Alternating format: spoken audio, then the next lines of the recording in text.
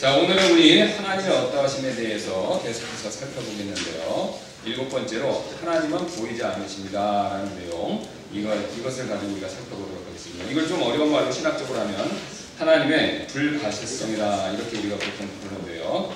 자, 우리가 지난 시간에 이제 이어지는 대목이 되겠습니다. 우리 지난 시간에 무엇을 배웠었냐면 하나님은 영이시다라는 거. 그래서 하나님이 영이시다라는 것의 가장 중요한 뜻이 뭐라고 제가 말씀드렸습니까? 영이라는 거죠. 물질이 아니라고 그랬죠. 예, 하나님 영이시다라고 했을 때 굉장히 여러 가지 답이 있습니다.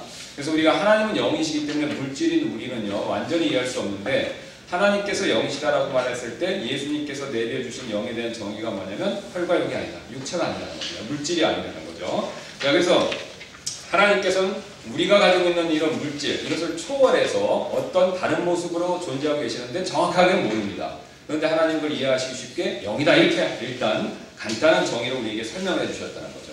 그 영이 가지고 있는 또 다른 특징이 뭐냐면요, 이제 물질이 아니라는 것도 있지만 영이라는 것은요 물질에 비해서 굉장한 능력과 힘을 가지고 있다는 겁니다.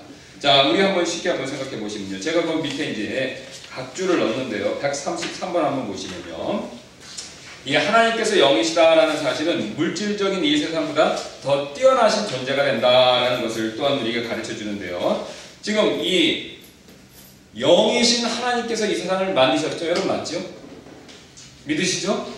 네, 하나님이 창조하셨는데 그 하나님은 영이세요. 근데 영이신 분이 물질을 만들었습니다. 자, 우리는 이 물질에 의지하고 물질적인 존재이기 때문에 물질이 다다라고 생각하는데, 하나님은 물질을 뛰어넘는 영이신데 그분이 이 세상을 만드셨어요. 자, 근데 그 영이신 하나님 만든 세상이 얼마나 대단한지 잠깐 생각해보면 영이신 하나님이 얼마나 더 위대하신가, 그걸 우리가 또 쉽게 또 추측을 해볼 수 있는데요. 제가 이제 거기 대표적으로 이 우주가 얼마나 광대한가라는 것을 한번 적어봤는데요. 우리 이제 태양계가 있는데 태양계에서 제일 큰 별이 어느 별입니까? 태양이죠. 근데 그 태양이 어느 정도 되냐면요, 지구의 부피의 130만 배입니다. 이게 제가 가만 보니까 이 천문학을 공부하면요 숫자에 밝아야 되겠더라고요.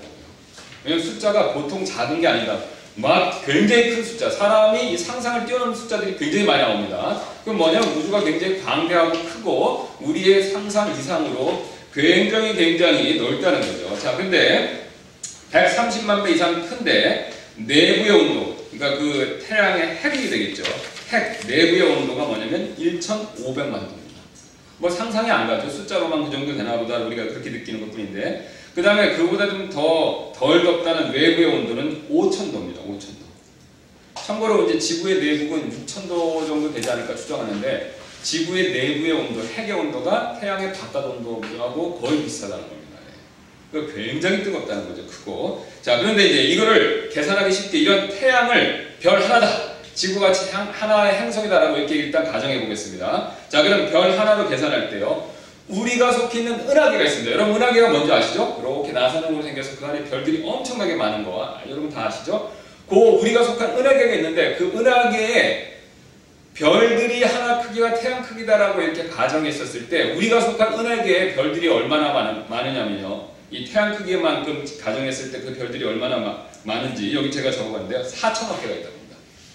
그러니까 관측을 해서 계산해낸 방법이 4천억 개라고 합니다. 우리가 살고 있는 은하계가. 자, 그러면요, 이 우주에는요 우리가 살고 있는 은하계가 하나만 있는 게 아닙니다. 그런 은하계가 관측에 의해서 드러난 게 몇 개나 있냐면요, 1250억 개. 태양 같은 별 하나가 우리 은하계 안에 몇 개가 있냐면요, 4천억 개가 있고, 그 4천억 개 같은 은하계 하나가 몇 개가 있냐면요, 그런 은하계 하나가 몇 개가 있냐면요, 지금까지 관측해 온 겁니다. 1250억 개. 관측에 의해서만 이만큼 나온 겁니다. 그러니까 더 관측하면요 더 많이 나오겠다는 거죠. 자, 근데 놀라운 건요, 이 대단한 우주를요 누가 만드셨습니까? 근데 하나님은 영이세요. 근데 그 영이신 하나님은 어떤 방법으로 만드셨습니까? 막 사람들 같이 설계를 하고, 그 다음에 뭐 화학 반응을 일으키고, 막 뭘 손을 통해서 기계를 통해서 막 압축을 시키고 그렇게 만든 게 아니죠. 뭘로요? 말씀. 영이신 하나님이 말씀 한마디면요 이런 놀라운 우주가 만들어진다는 겁니다. 대단하죠? 그래서 이 영이라는 존재는요 굉장히 우리가 생각하는 것 이상의 권능을 가지고 있습니다. 그래서 잘 아시는 대로 열왕기하 19장 35절 말씀 보시면 이제 한밤에 천사가 나타나서 그 아시리아 병사들을 치지 않습니까? 천사 한 명 몇 명 죽였다가 나옵니까? 거기 18만 5천 명. 18만 5천 명. 천사 하나가 18만 5천 명을 하룻밤 사이에 다 죽일 수 있다는 거죠. 천사도 이 정도면요, 하나님은 어떻겠습니까? 더 크고 있는 거 아니겠죠. 그래서 이 하나님께서 영이시다라고 했었을 때는요, 물질적인 존재가 아니시기 때문에, 우리 물질의 영향을 받지 않으시기 때문에 대단한 권능과 권세가 있으십니다. 자, 그래서 하나님께서 그런 놀라운 은혜, 그 권능과 힘을 갖고 계시는데, 자, 문제는요, 하나님이 물질이 아니시기 때문에 우리가 눈으로 볼 수 없다는데, 우리 편에서 문제 있습니다. 하나님 편에서는 문제가 없어요. 하나님 모든 걸 다 아시니까. 우리 편에서는요. 제가 조사를 해보니까 이 사람은 이 바깥 세계로부터 우리 안에 있는 혼이, 뭐 영혼이든 혼이든, 이 혼이 그 외부 세계로부터 어떤 정보를 인식할 때, 바깥 세상을 인식할 때 제일 많이 쓰는 감각의 기관이 어떤 거냐면 시각기관이라고 합니다. 눈이 되겠죠. 그래서 이 눈은요, 우리 신체 전체의 부피 차지하는 퍼센티지를 보면 5000분의 1%밖에 되지 않는다고 합니다. 그런데 신기하게도 하나님께서 우리의 눈은요, 우리가 이 바깥 세상을 인식하고 이해하고 지각하는데 굉장히 많은 중요성을 부여하셨습니다. 그래서 우리가 이 뇌를 관찰해 보면요, 뇌에서 이 다른 감각기관들은 이제 대표적으로 이제 후각을 하나 들어보겠습니다. 후각은요, 이 뇌에서 차지하는 비율이, 그 뇌에서 관장하는 부분이 0.1%밖에 되지 않는다고 합니다. 근데 뇌에서 이 시각과 관련된 이 뇌의 영역은요, 25%. 그러니까 시각이 250배가 많습니다. 참고로 동물은요, 이 시각보다 후각에 대부분 많이 의존한다고 합니다. 그러니까 우리 개나 고양이들은 냄새 잘 맡죠. 그래서 모든 걸 많이 파악하는데, 사람은 그만큼 뭘 많이 신경 쓰냐면 보는 거예요. 보는 게 굉장히 중요하다는 거죠. 그래서 몸이 천냥이면 눈이 불량량이다, 이런 속담이 있듯이 우리가 이제 시각을 굉장히 중요하게 생각하는데, 문제는요, 사람이 이렇게 보는 걸 중요하게 생각하는데 하나님은 영이시기 때문에 안 보인다는 겁니다. 자, 그래서 그런 문제점이 있기 때문에 하나님께서 우리에게 자신을 보여주시는 방법을 쓰시는데, 이게 굉장히 다양하다는 겁니다. 왜 그럼 하나님은 진짜 자신의 모습을 보여주시지 않냐면, 우리가 지난번에 살펴봤던 것처럼 하나님 자신이 너무 위대하니까 우리가 눈으로 볼 수가 없습니다. 그게 너무나도 뛰어나신 존재이기 때문에 볼 수 없기 때문에, 하나님께서 우리를 보여주시되, 자신이 존재하는 걸 보여주시되, 성경을 보면 이렇게 다양한 방법으로 그걸 보여주신다라고 얘기를 하고 있습니다. 자, 그래서 보시면 여기 창세기에서부터 쭉 보겠습니다. 여기 보시면 15장 17절에 아브라함한테 자신을 보여주셨을 때 자신의 모습을 딱 보여주신 게 아니라 어떻습니까? 어떤 모습을 보여주셨죠? 연기나는 화로가 보이면 타오르는 등불 같다. 언약식을 체결할 때 그 가운데를 지나가셨는데 그 모습을, 하나님의 본 모습을 보여주신 게 아니라 연기나는 화로가 보이면 타오르는 등불 같다. 그런 모습으로 살짝 보여주셨다는 거죠. 그 다음 신명기 보시면 이스라엘 백성들이 또 시내산에서 하나님을 배웠습니다. 자, 배웠는데 하나님의 온전한 모습을 본 게 아닙니다. 불 가운데 나타나셨죠? 그리고 말씀으로만 보여주셨어요. 자신을 나타내셨어요. 그래서 그 말씀을 듣을 때 모습은 보지 못하였으며 다만 음성만 들었느니라. 그 다음에 또 사무엘기 하 같은 데를 보면요, 주께서 하늘로부터 천둥 소리를 내시며, 근데 말씀을 하시는데 어떤 모습으로 사람들에게 들리게 하셨냐면 천둥 소리 같이 내셨다는 겁니다. 출애굽기 또 보시면요, 천둥, 번개, 짙은 구름 이렇게 나오고 있습니다. 그 다음에 욥기 말씀 역시 보시면요, 그분의 권능의 천둥 소리라 이렇게 말씀하시죠. 자, 그래서 이제 여기 출애굽기 24장 9절부터 11절을 또 유심히 보실 필요가 있는데요, 모세와 아론과 나답과 아비후와 그 다음에 이스라엘의 장로 70명이 하나님 시내산에 가까이 가서 하나님을 보긴 봤습니다. 자, 봤는데요, 하나님을 봤는데 그분의 온전하신 모습을 본 게 아니죠. 그럼 뭐라고 써 있습니까?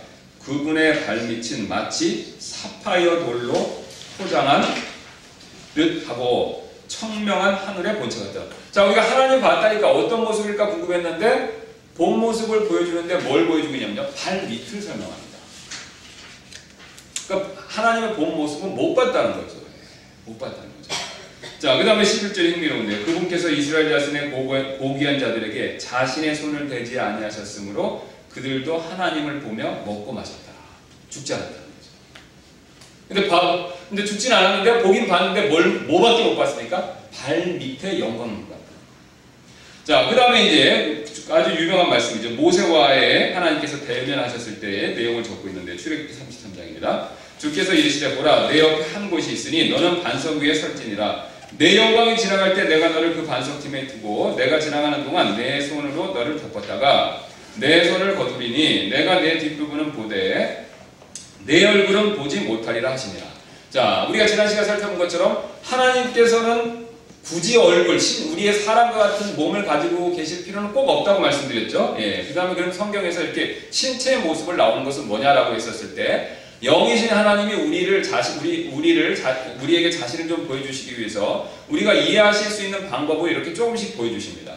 그래서 사람의 어떤 모양과 비슷한 걸 보여주실 때가 있고, 특별히 성육신 하시기 전에 예수님께서는 사람의 형체와 모습으로 이미 하늘에서부터 자신을 드러내시고 땅에서도 구약의 성도들에게 그것을 보여주셨어요.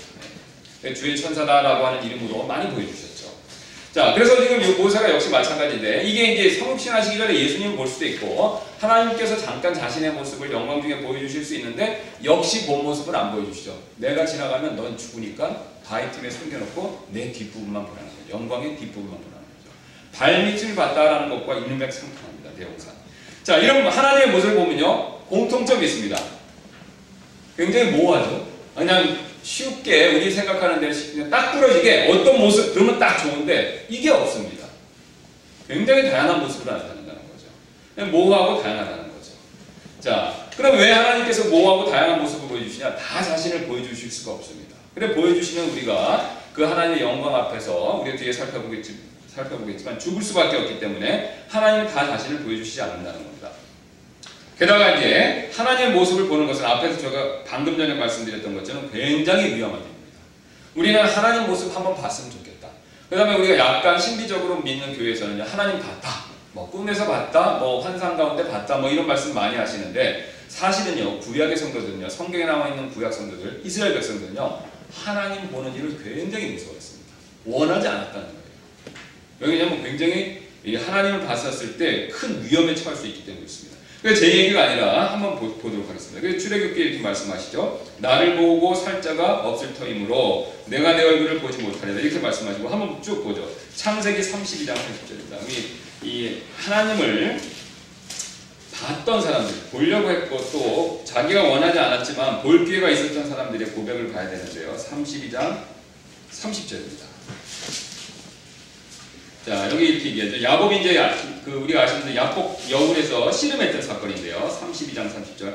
야곱이 그곳의 이름을 분이엘이라 하였으니 이는 그가 이르기를 내가 얼굴을 마주 대하여 하나님을 보았으나, 그 다음 뭐라고 말씀하십니까? 하나님 보았으니까 굉장히 기쁘다, 굉장히 감사하다, 굉장히 신난다, 내가 다른 사람들한테 그걸 간증해야 되겠다라고 말하지 않습니다. 뭐라고 말하고 있죠? 내 생명이 보존되었다. 굉장히 안심을 하죠. 보고도 살았다는 겁니다. 자, 그 다음에 사사기 한번 보겠습니다. 야곱만 그러는 게 아니라 공통점이 있습니다. 이 성경에 있는 인물들은요, 이 하나님을 볼 기회가 있었는데 그거를 굉장히 즐거워하지 않는다는 겁니다. 두려워한다는 거죠. 사사기 6장 되겠습니다. 6장 22절, 23절.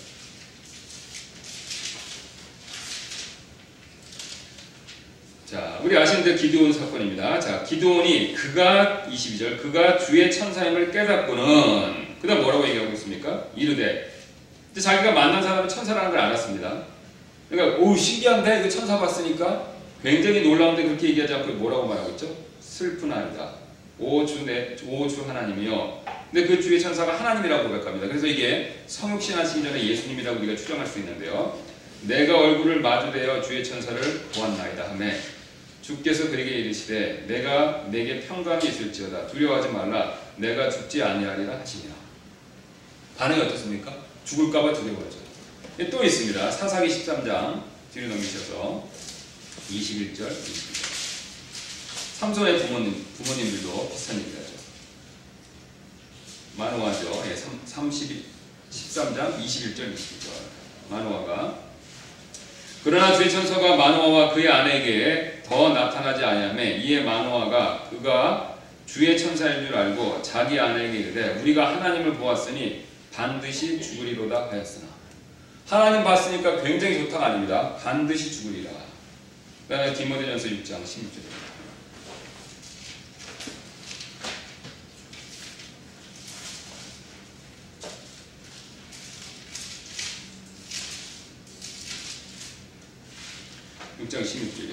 오직 그분께만 죽지 아니함이 있고 그분은 아무도 접근하지 못할 빛에 거하시며 아무도 그분을 보지 못했고 또 볼 수도 없나니 그분께 존귀와 영존하는 권능이 있기를 원하노라. 볼 수 없다라고 말씀하고 있죠. 굉장히 경고식으로 말씀을 하고 있습니다. 그래서 쉬운 예로 생각하면요, 태양이 있죠. 지난번에도 말씀드렸는데 태양을 딱 맨눈으로 보면 어떻게 됩니까? 눈이 멀습니다. 눈이 멀죠. 태양이 존재하는 건 압니다. 근데 태양의 실체를 볼 수가 없어요. 맨눈으로. 왜냐하면 그 빛이 너무 강하기 때문에 우리의 시력이 상실될 수 있기 때문이죠. 그렇다면 하나님은요, 빛 가운데 계신데 그 태양을 만드신 하나님은요, 빛이신데 얼마나 그 빛이 강하겠습니까? 근데 그 하나님 앞에 쓰면요, 저절로 엎드려집니다. 그 두려움이 몰려옵니다. 이게 하나님의 위대하신 겁니다. 여러분, 이 굉장히 높은 사람, 굉장히 실력 있는 사람, 굉장히 대단한 권세와 부를 가진 사람 앞에 서면 어떻습니까? 왠지 모르게 작아지는다. 그런 내용 말씀하시죠? 네. 큰 권력과 큰 부와 큰 재능을 가지고 있는 사람 앞에 서면요, 굉장히 자기 자아가 위축되고 조그맣다라는 걸 느끼죠. 사람 사이에서도 이런데 하나님과 앞에 섰을 때는 어떻겠습니까? 그래서 하나님은요, 이런 대단하심과 위대하심을 가지고 있기 때문에 그걸 다 보여주실 수가 없습니다. 그걸 보여주는 순간 우리가 죽기 때문에 그렇죠. 자, 그래서 반대로 그런데 이게 반대로 이게 복이 될 수가 있습니다. 자, 이게 왜 복이 되냐면요, 그렇게 볼 수가 없는데 이제 우리가 하늘에 가면 죽지 않죠. 그러니까 죽지 않기 때문에 반대로 이제 그 하나님께서 자신을 우리에게 보여주신다는 거예요. 드러내신다는 겁니다. 그럼 하나님이 자신을 우리에게 보여주시고 자신을 우리에게 알려주시면요, 그게 우리에게 있어서 굉장히 큰 복이라는 겁니다. 자, 그래서 이게 제 얘기가 아니라 우리 또 한번 보겠습니다. 믿음이 좋다는 사람들은요, 하나님 보기를 다 소망했습니다. 물론 우리도 구원받았기 때문에 그런 마음이 있는데 믿음이 좋은 사람일수록 더 하나님 보기를 소망하죠. 욥기 한번 보겠습니다. 19장 25절 27절. 여기 욥기 19장 25절 27절 보시면요, 욥이 이렇게 얘기하죠. 내가 알거니와 내 구속자께서 살아계시고 또 마지막 날에 그분께서 땅 위에 서시리라. 내 살갗의 벌레들이 이 몸을 멸할지라도 내가 여전히 내 육체 안에서 하나님을 보리라. 자, 이게 부활의 소망이죠. 여러분 맞지요? 자, 내 꽃같이 내 속에 소멸될지라도 내가 직접 그분을 보이니 다른 것이 아니요 내 눈이 바라보리로다. 지금 자기의 몸이 이렇게 썩어서 해체되는데 나중에 다시 주님 보겠다고 합니다. 이게 좀 부활의 소망을 얘기합니다. 근데 부활의 소망의 목적이 뭐냐면요, 궁극적인 이유가 뭐냐면요, 주님 보는 겁니다. 그러니까 우리가 하나님께서 우리에게 부활의 몸을 주시는 이유 중에 하나가 뭐냐면 우리의 맨눈, 물론 변화된 몸이겠죠. 그 중에서 이 변화된 눈이 될 텐데 그 눈으로요, 직접 주님을 볼 수 있게 된다는 겁니다. 그게 큰 복이라는 거죠. 자, 그 다음에 뒤로 한번 넘겨서 다 찾아보지 못하고 시간이 없어서 우리 계시록 한번 보겠습니다. 계시록 22장.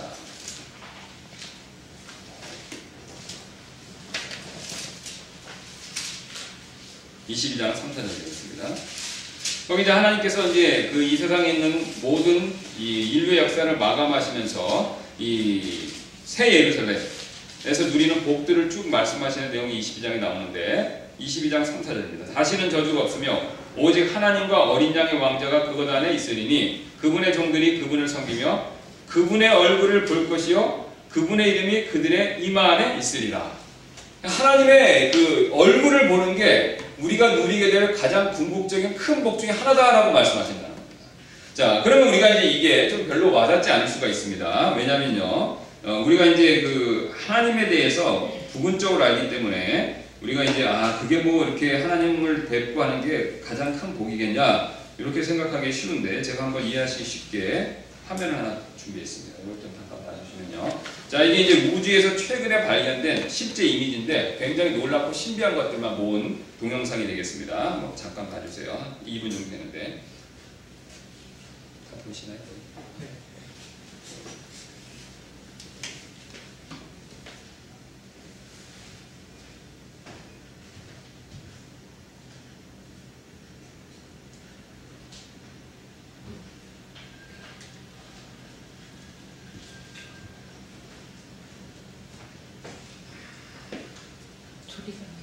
소리는 그냥 음악밖에 안 나와서 제가 이렇게 했습니다.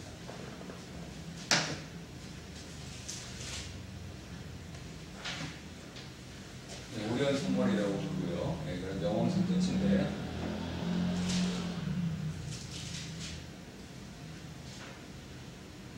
네, 이런 것들이 이제 발견했다고 하죠. 굉장히 저 토성의 북극 지방에 하는데 딱 저렇게 육각형으로 했다고 합니다. 굉장히 신기하지 않습니까? 저렇게 두 개가 보이는 것도 있고, 이제 저기 은하 하나가 저렇게 저런 정도의 크기라는 거죠. 저런 모습이. 네, 저런 성운도 있고, 타란툴라 성운이라고 해서 또 저런 모습이죠. 이게 저기 다 하나하나가 은하계 하나입니다. 별이 하나가 아니라 우리가 은하계 하나하나가 저런 모습이라는 거죠. 네, 심장 모양 같아서 영혼의 마음의 성운이다 이렇게 이름 붙이는 것 같은데 이게 굉장히 유명하죠. 말머리 성운. 생긴 게 말머리처럼 생겼다고 해서 켄타우로스라고 그것도 그러는데 그다음에 은하가 두 개가 이렇게 충돌하는 모습이 있고요. 그다음 은하수가 이렇게 막 성장한다 이렇게. 두 개가 겹쳐서 나비 모양 같아서 이렇게 나비 성운. 그 다음에 이게 창조의 기둥이라고 해서 우주가 이렇게 별들이 생성되는 과정이라고 합니다. 여러분 이게 보시니까 어떠십니까? 굉장히 대단하죠? 신비하죠? 이런 거 더 보고 싶은 마음 드시죠? 정상적이라면. 세상에 때묻지 않았으면 세상에 뭐 돈 문제 걱정 중심 없으시면 순수한 아이들 마음으로 돌아가셨을 때 이런 거 보면 더 보고 싶은 마음 드시죠? 네. 또 은혜 충만하면 더 많이 드시죠? 예, 그런데요. 요 놀랍고 새로운 거를 보고 싶은 마음이 우리에게 굉장히 많이 있습니다. 근데 이걸 만드신 분이 누구십니까? 하나님이세요. 근데 그 하나님의 본체는 우리가 앞에 살펴봤던 것처럼요. 이루 말로 담을 수가 없습니다. 그럼 그 하나님이 자신의 본체를 싹 드러내시는 거예요. 저런 우주가 자신의 감춰진 모습을 싹 우리에게 이런 망원경을 통해서 보여줬듯이 하나님께서는요.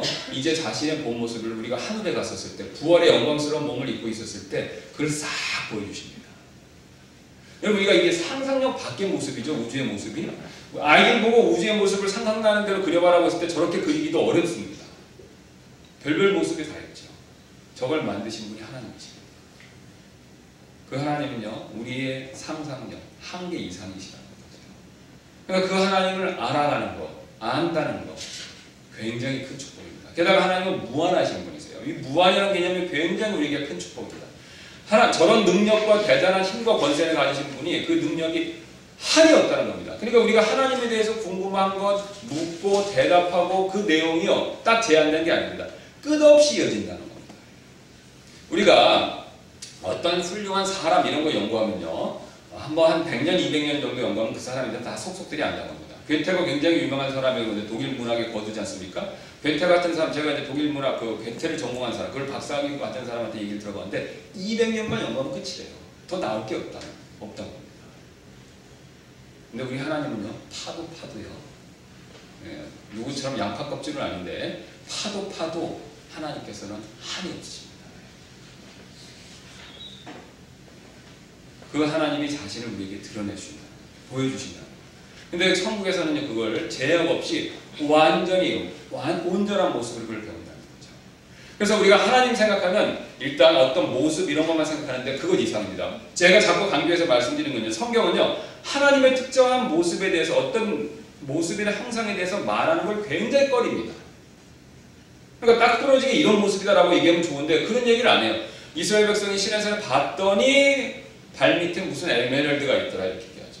또 모세가 열심히 하나 주의 영광을 보여주십시오라고 간청을 했더니 내 등만 보리라 이렇게 얘기하시죠. 그러니까 하나님께서 잘 안 보여주시려고 한다. 우리가 감당할 수 없고 또 죽을 수도 있기 때문에 그 외에도 여러 가지 이유가 있지만 그러나 우리가 하늘에 갔었을 때 완전한 상태가 되었을 때 하나님이 그거를 가감없이 온전히 드러내서 보여주셔요. 이게 굉장히 큰 축복이라는 거예요. 놀라운 복이라는 거예요. 뭐 우리가 쉬운 예로 하나님 아까 왜 그 별 모양을 저렇게 만드셨습니까? 라고 할 때 하나님께서 명쾌한 답과 해답을 주시겠죠. 그래서 하나님의 어떠하심에 대해서 굉장히 우리가 분명하게 자세히 배울 수 있다는 겁니다. 여러분 기대하셔도 됩니다. 이건 제가 하나님이 어떠하신 분인지를 제가 어떻다라고 성경에서 말하는 범위 이상 말씀드릴 수는 없지만 그것에 대해서 얘기하면 이제 이단으로 가는 거고 자 그거는 제가 확답해서 말씀드릴 수 없지만 여러분이 기대하셔도 된다는 거 요거는 제가 확실하게 말씀드릴 수 있습니다. 왜냐면요, 제 얘기가 아니에요. 성경에서 그렇게 얘기하고 있기 때문입니다.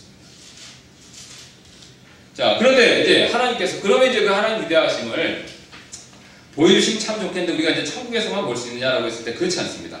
그 전에 자신의 어떠하심을 보여주신 적이 있죠. 그것도 굉장히 정확하네요. 그게 누구냐면 예수 그리스도십니다. 예수님께서 이 땅에 오신 이유는요, 첫 번째는 뭡니까? 우리를 구원하시기 위해서. 근데 그 구원하시는 일을 하시기 위해서 하나님 아버지가 어떠한 분이신지, 하나님이 어떠하신지, 삼위일체 하나님이 어떠하신지를 우리에게 보여주셨어요.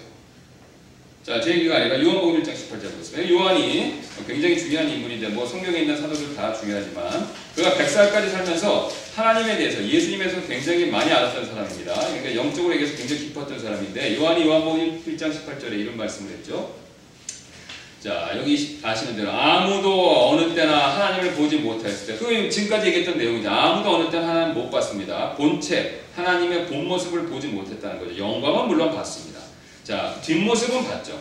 그런데 아버지의 품속에 계신 독생자께서 그분을 밝히 드러내셨다. 그냥 드러내신 게 아니라 밝히 드러내셨다라고 말씀하시는 거예요. 하나님께서 아들을 통해서 우리에게 완전히 보여주셨습니다. 자, 그 다음에 또 한번 보겠습니다. 골로새서 1장 15절. 그럼 이게 왜 가능하냐라고 했었을 때, 그분께서는 보이지 아니하시는 하나님의 형상이시여 모든 창조물의 처음 난 자이시니, 자, 하나님의 형상, 보이지 않는 하나님의 형상이란 겁니다. 그러니까 예수님을 보면 예수님 직접 말씀하셨죠. 누구를 본 겁니까? 아버지를 본 겁니다. 아버지를 본 거죠. 그럼 아버지를 보면 예수님 보면 얼굴, 코, 눈, 코, 입이 있으니까 아버지도 그런 게 아니라는 겁니다. 예. 왜냐하면 예수님은요, 아들 하나님이신데 우리를 위해서 사람의 모양, 육신을 이렇게 옷처럼 입고 오신 거죠. 그러니까 예수님의 진짜 모습은 반만 보여주신 거예요. 예. 이렇게 사람의 모습으로 보여주셨는데 그 안에 누구세요? 쉽게 말씀드리면 하나님이세요. 아들 하나님. 자, 그래서 그분을 봤다라고 하는 것은요, 바로 아버지 하나님을 알게 된다는 뜻입니다. 그래서 이제 요한이 마지막에 죽기 전에 요한서신서에서 이런 얘기, 요한복음 14장 9절 한번 써보겠습니다. 앞으로 가셨어요. 한번.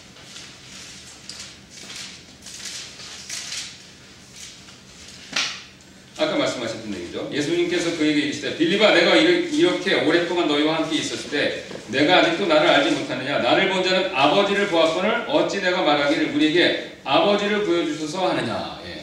바로 하나님을 보여주신다는 겁니다. 근데 하나님을 보여준다는 것은 그 외모나 모양에 국한되는 게 아니라 하나님의 어떠하심을 드러낸다는 거죠. 그래서 이제 가장 대표적으로 예수님 뭘 보여주셨습니까? 하나님은 사랑이시다라는 걸 여지없이 보여주셨죠. 여지없이 보여주셨습니다. 여러분, 이 십자가는요, 우리가 구원받고요, 구원받았으니까 끝났지 뭐 또 맨날 그 소리네, 그렇게 생각하시면 절대로 안 됩니다. 십자가에는요, 고린도 서신서에서 바울이 말한 하나님의 한없는 지혜가 있습니다. 굉장히 깊은 지혜가 있어요. 그래서 우리가 십자가는요, 영원토록 묵상할 주제입니다. 하나님의 거룩하심과 하나님의 사랑에 대해서. 단지 우리가 그걸 관심을 안 갖고 구원받았으니까 나는 끝이야. 이제 이건 뭐 천국행 티켓 받았으니까 뭐 됐지라고 멈춰서 그렇지, 계속해서 한없이 묵상할 주제가 됩니다. 왜냐면요, 하나님의 어떠하심에 대해서 우리에게 가장 잘 가르쳐주는 사건이기 때문이죠. 자, 그래서 그리스도를 통해서 우리 하나님을 볼 수가 있습니다. 왜냐하면 하나님의 정확한 형상이시기 때문에. 자, 근데 이제 문제는요, 예수님 시대에는 이렇게 예수님을 통해서 봤는데 그 예수님이 지금은 계십니까? 안 계십니까? 지금은 없죠. 그러면 불공평하다는 생각을 하실 수가 있죠. 예수님 시대 2000년 전에는 오셔서 보여주셨으니까 사도들이 보고 하나님 알았을 텐데 우리는 모르는데 이거 어떻게 하냐라고 생각하실 수 있는데, 자, 이 시대에도 하나님을 보여드릴 방법이 있습니다. 어떤 방법을 통해서 보여드릴 수 있냐면요, 구원받은 사람들이 모인 교회를 통해서 보여줄 수 있습니다. 교회를 통해서. 왜 그렇죠? 하나님께서 구원받은 어디에 계십니까? 이제 우리 안에 계세요. 우리 안에. 하나님께서 우리 안에. 그래서 우리가 구약에서는 처음에 하나님이 어디 거하셨습니까? 이 땅에? 성경과 성막에. 그 다음에 2000년 전에는요, 예수님께서 육신 가운데서 이 땅에 거하셨어요. 그 다음은요, 성령을 통해서 어디에 거하십니까? 이 교회 시대는요, 특히 구원받은 사람들이 모인 이 교회 안에 거하신다. 예배당이 아닙니다. 이 교회, 사람들, 이 안에 거하신다. 자, 그래서 이 땅에 계실 동안은요. 그래서 영어로 보면 굉장히 정확합니다. 구원받은 우리 사이, among us입니다. 구원받은 우리 사이에 사람의 모양으로 오셨기 때문에 거기 거하셨고, 지금은 구원받은 우리 안에, in us가 됩니다. 우리 안에 계신 거예요. 특히 우리가 구원받은 우리가 서로 사랑할 때 우리 안에 계신 하나님을 세상에 분명히 보여드릴 수가 있습니다. 제 얘기가 아니라 요한일서 4장 12절입니다. 어느 때나 아무도 하나님을 보지 못하였으되 만일 우리가 서로 사랑하면 하나님께서 우리 안에 거하시고 그분의 사랑이 우리 안에서 완전하게 되었느니라. 우리를 향해 하나님이 가지고 계신 사랑을 우리가 알았고 또 믿었나니 하나님은 사랑이심으로 그 사랑 안에 거하는 자는 하나님 안에 거하고 하나님도 그 안에 거하시느니라. 너희가 서로 사랑하면 이로써 모든 사람이 너희가 내 제자인 줄 알리라 하시니라. 조금 있으면 너희가 나를 보지 못하였고 다시 조금 있으면 너희가 나를 보리니 이는 내가 아버지께로 가기 때문이라 하시니라. 그래서 지금 이 내용들을 말씀 가운데 공통점이 뭡니까? 바로 우리가 서로 사랑할 때 세상이 하나님이 어떠하신 분인가를 알 수 있다는 거죠. 왜 그렇죠? 사랑이신 하나님께서 성령을 통해서 우리 안에 계시기 때문에 그렇습니다. 그래서 이제는요, 그리스도인들을 통해서 하나님께서 세상에 하나님이 어떠하심을 보여준다.